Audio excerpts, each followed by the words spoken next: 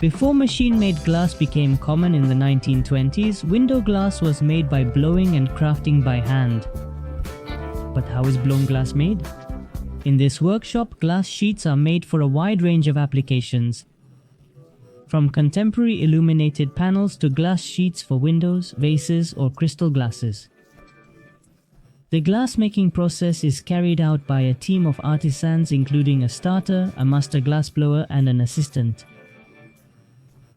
It begins by inserting the end of a blowpipe into the furnace in which silica sand and other materials such as sodium carbonate and limestone have been melted. These three minerals are the main ingredients of ordinary glass.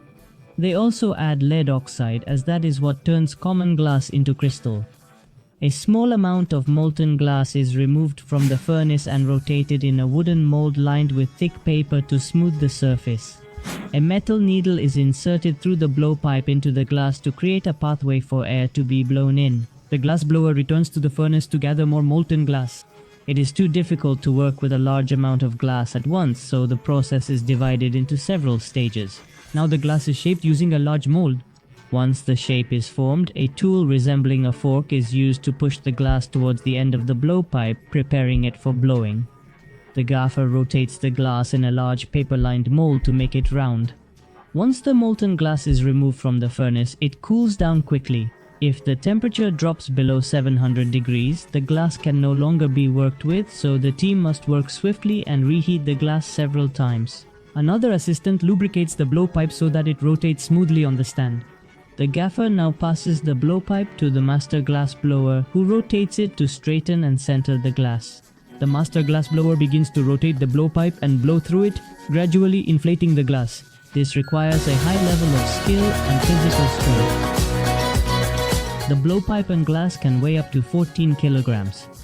The glass is then reheated in a smaller furnace. Manipulating and turning the glass upside down allows gravity to elongate its shape. The next steps transform the glass globe into a cylinder. The end is heated first before being softened with a burner. Then the entire structure is reheated, which expands the air inside and opens the softened end. Next, a cold metal rod is pressed against the other end of the hot glass.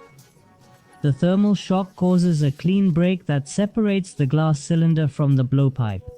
The cylinder is cut open lengthwise with a cutter before moving on to the flattening process that will transform the cylinder into a sheet of glass. Once cut, it is placed in an oven for 30 minutes to soften. Then, using a rod, the cylinder is slowly opened along the cut line.